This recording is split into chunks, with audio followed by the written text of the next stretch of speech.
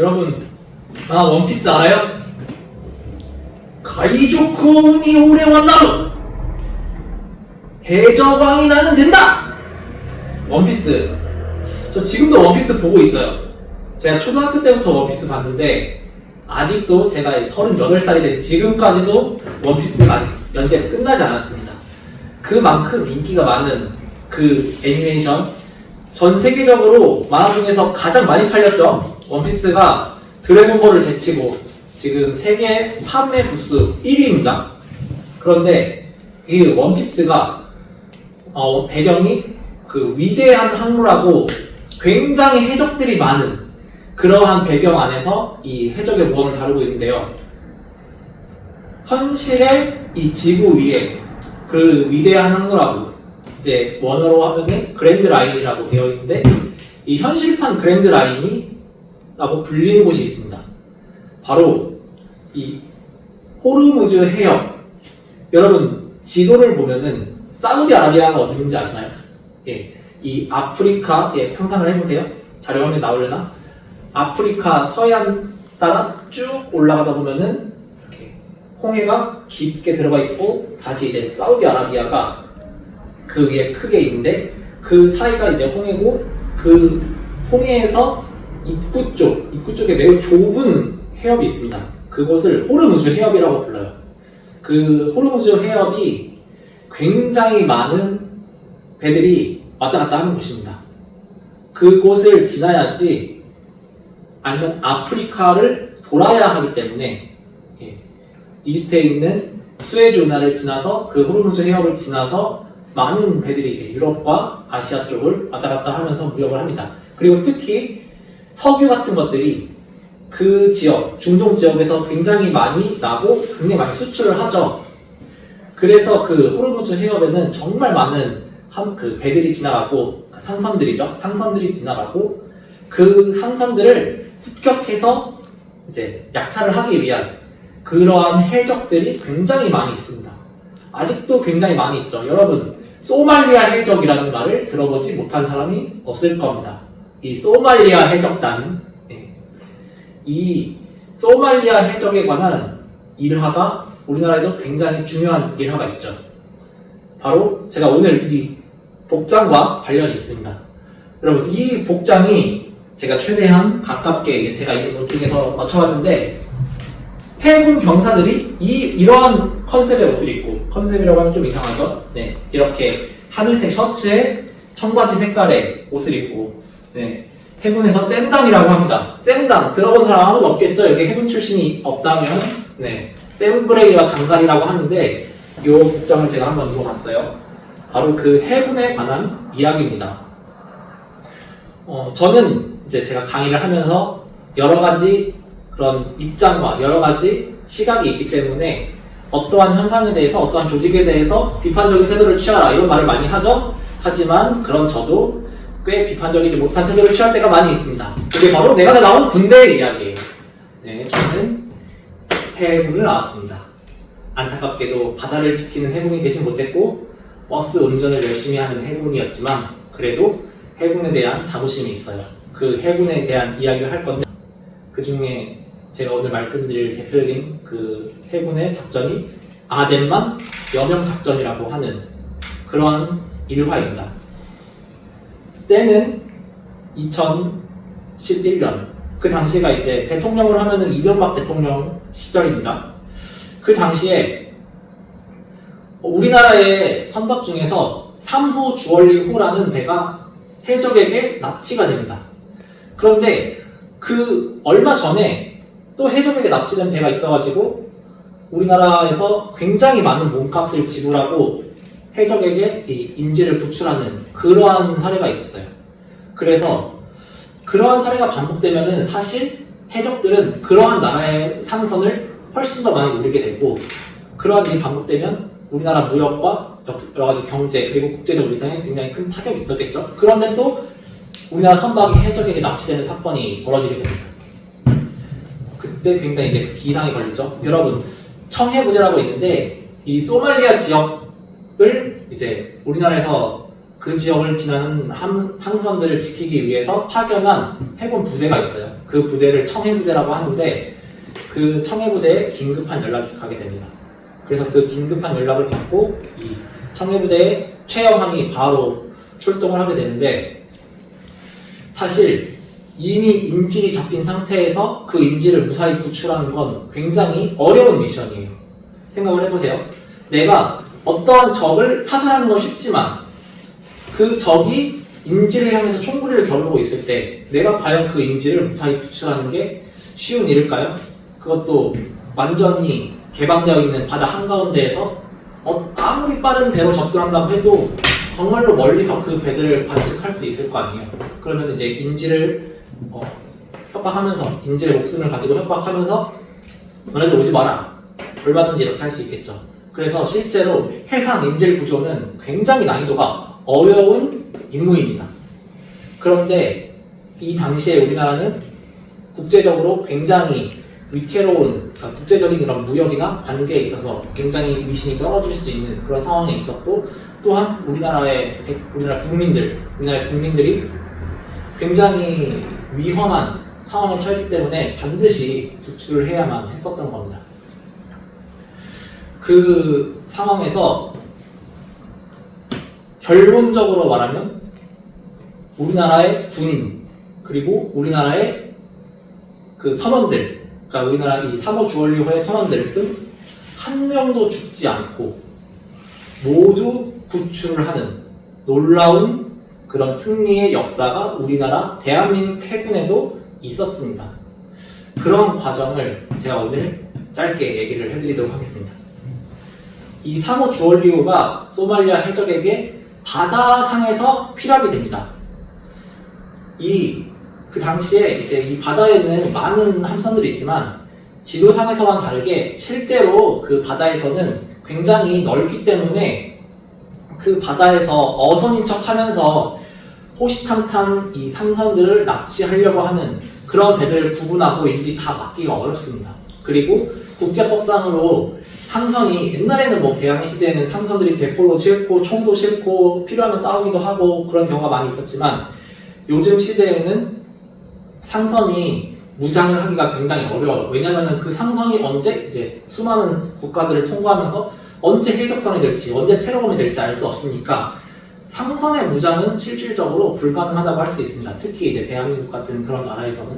그렇기 때문에 아무리 큰 상선이어도 총기로 중화기로 무장한 해적이 빠르게 여러 방면에서 다가오면은 실질적으로 방어해내기가 어려운 겁니다. 그래서 실제로 해적이 상선을 피랍하는 상황이 많이 일어납니다.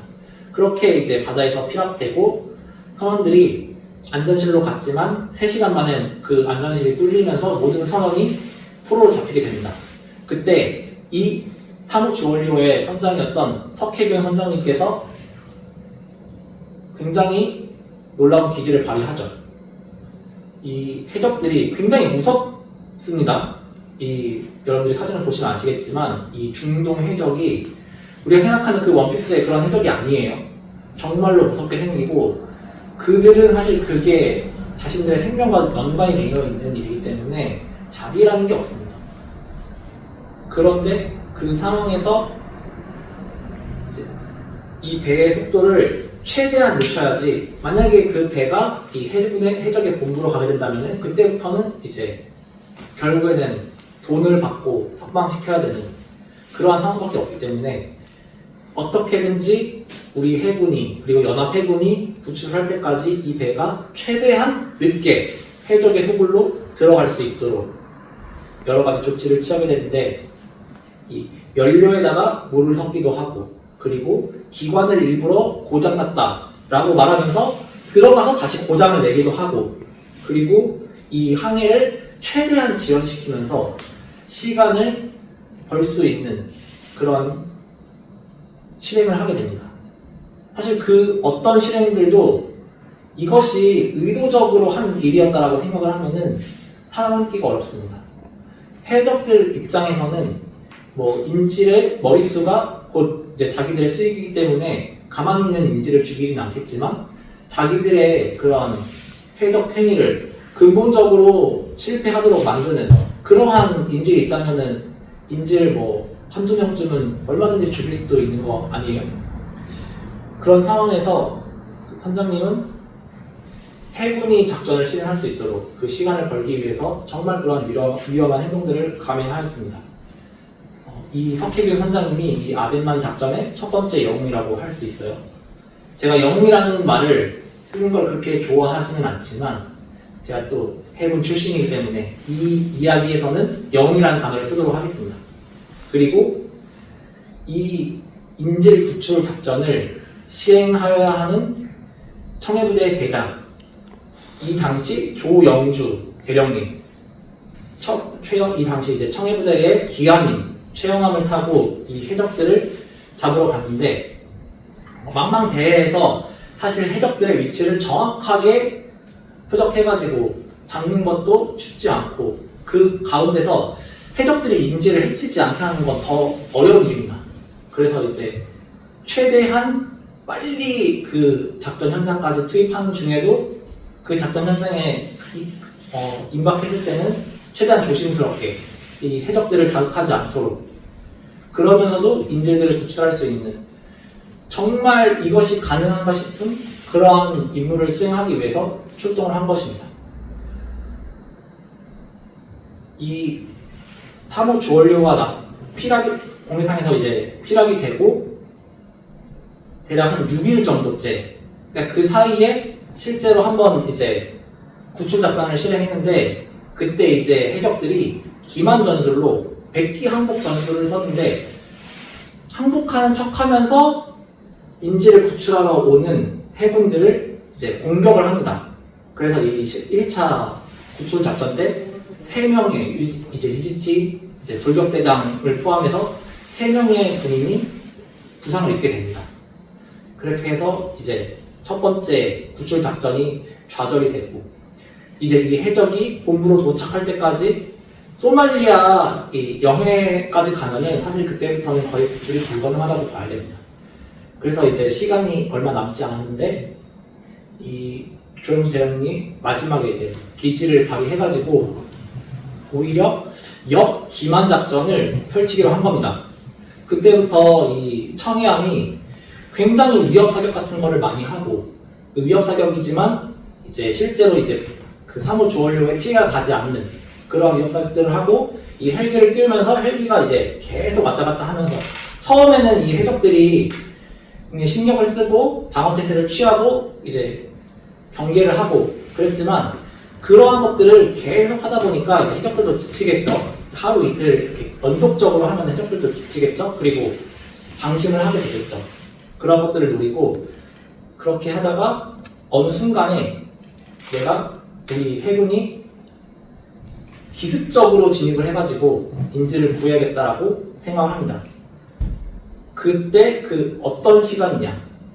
여러분들 운전을 하시는 분들은 혹시 어떨 때 이 보행자가 가장 안 보이는지 아실 수도 있는데 보행자가 가장 안 보이는 시간이 바로 새벽 동틀 때 즈음입니다. 그때 하늘은 꽤 밝아요. 새벽 동이 트면은. 그래서 이제 우리 눈이 하늘을 보고 있을 때는 동공이 많이 좁아져가지고 이 빛을 받아들이는 양을 매우 줄이는데 아직 땅에는 어둠이 껴있을 때가 많아가지고 오히려 한밤중에는 이 헤드라이트에 반사되는 보행자들이 잘 보이는데 동틀 때 즈음에는 헤드라이트에 반사되는 보행자들이 잘 보이지 않습니다.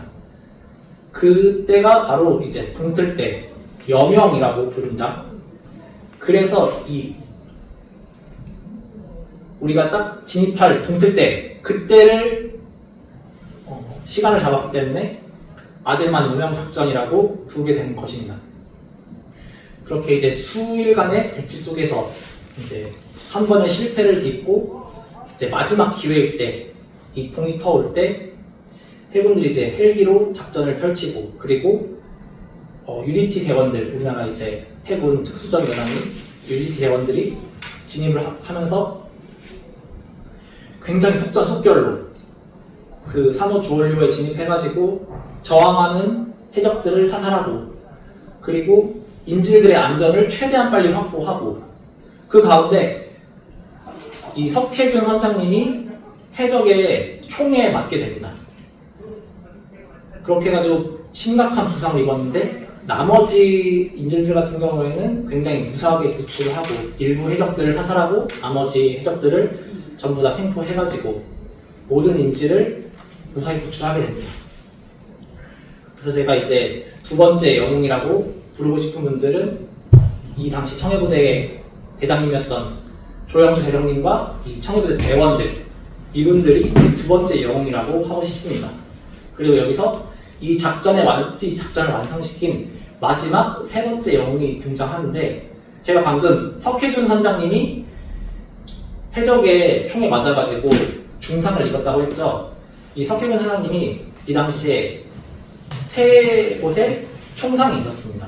그 중에 이제 두 개는 해적이 쏜 이제 총상이고, 하나는 이제 유탄이 이제 가볍게 맞아가지고 그렇게 이제 크게 깊지 않은 총상이 있었는데, 해적에게 맞은 이 두 개의 총상은 굉장히 위중한 총상이었기 때문에 이 선장님의 목숨이 굉장히 경각에 달려 있었습니다. 그때 왠지 이분이 등장해야 될 것 같은 그 이름, 이제 우리는 이제는 너무나 잘 알고 있는 그분 생각하는 분이 있죠? 누구죠? 네, 제가 이 강의를 하면서도 말씀을 드린 적이 있는데 우리나라 중증 외상센터 박서준이 아니라, 박서준 맞나요? 박서준이 아니라 이국종 교수님. 이국종 교수님이 그 당시 이제 아주대학교 병원에서 근무를 하셨는데 긴급한 연락을 받고 자신의 직을 걸고 굉장히 병원에서 이렇게 원활하게 일을 이제 해주신 게 아니라 여러 가지 이제 병원도 입장이 있었기 때문에 갈등이 있었는데 그 모든 것을 본인이 감수를 하고 직접 이제 소말리아로 긴급하게 오셔서 와서 보니까 선장님의 그런 생사가 너무나 위중한 거예요. 그래가지고 긴급히 이제 한국으로 후송을 해야 되는데 그 상태가 너무 위독하다 보니까 일반적인 비행기나 헬기로 이송하는데 굉장히 위험한 상태였습니다. 그래가지고 그러한 분들을 최대한 안전하게 그리고 생명을 유지하면서 이송할 수 있는 국제 앰뷸런스기가 있는데 그 앰뷸런스기를 사실 섭외하는 것도 굉장히 어려운 상황이었습니다. 그리고 비용의 문제도 있었고 외교적인 문제도 있었습니다. 혹여나 그 앰뷸런스를 섭외했는데도 만약에 환자를 살리지 못했다면은 점점 더욱더 이제 안 좋은 여론이 있을 수 있었겠죠. 후에 제가 말씀드릴 건데 이 당시 이렇게 완벽한 작전을 성공했음에도 불구하고 우리나라가 워낙 이제 정치적으로 갈등이 심한 나라잖아요. 그래서 일부 언론에서는 막 가난한 해적들을 무자비하게 살해했다, 뭐 여러 가지 외교적인 문제를 일으켰다, 우리나라가 정말 잘못했다, 이렇게 말하는 언론도 있었습니다. 정말 한심하죠. 이런 말을 쉽게 하면 안 되지만 어쩔 수 없습니다. 아무튼 이렇게 완벽한 작전을 성공했는데도 불구하고 그러한 말들이 나오는 와장에 만약에 이 선장님이 돌아가시기라도 하면은 그 책임을 정말로 그 본인이 다, 사실 지금이야 굉장히 이제 훌륭한 존경을 많이 받고 있지만 그분도 한 사람의 이런 사회인으로서 여러 가지 부담이 많이 있었을 텐데 그런 모든 그런 위험과 리스크 부담을 다 지고, 심지어 이 에어 앰뷸런스를 부르는데 4억 정도의 그 당시에 비용이 드는데 그 비용을 해결해줄 곳이 없어가지고 사람들이 어떻게 이걸 해야 되나, 그런 상황에서 모든 것은 내가 책임진다, 내가 돈 다 지불하겠다, 그러니까 우선 환자를 살려야 된다, 이러한 일념으로 무사히 석희균 선장님을 한국으로 모셔와서 그리고 정말로 어려운 그런 총상 수술들을 다 성공적으로 마친 이후에 결국에 석혜균 선생님도 건강하게 회복을 하셨습니다. 그래서 저는 이 이국정 교수님을 이 작전의 세 번째 영웅이라고 말씀을 드리고 싶은데 지금 이제 이국정 교수님이 워낙 이제 힘든 시간들이 많이 있으셔가지고 정말 안타깝습니다.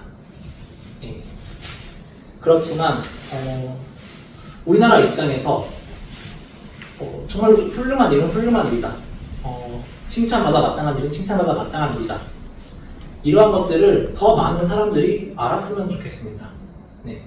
제가 또 마침 해군 출신이라서 이 해군의 에피소드에 대해서 제가 여러 가지 이야기를 했는데요.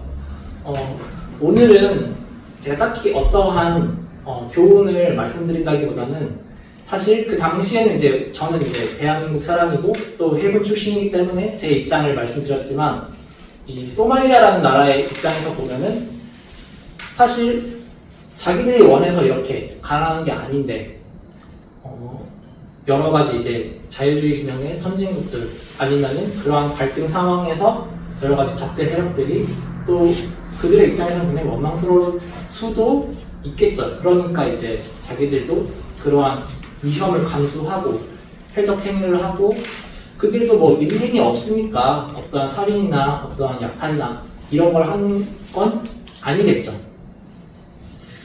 그리고 이제 어떠한 입장에서는 이러한 성공이 굉장히 깎아내려야 하는 사건이 되는 경우도 있다는 것을 이번 강의를 준비하면서 또 많이 느끼게 되었는데 사실 여러 가지 말씀을 드리기에는 좀 복잡한 것이 있지만 그래도 우리가 어떤 순간에는 이제 기뻐할 것들은 기뻐하면 좋지 않나 이런 생각이 들었습니다. 마치도록 하겠습니다.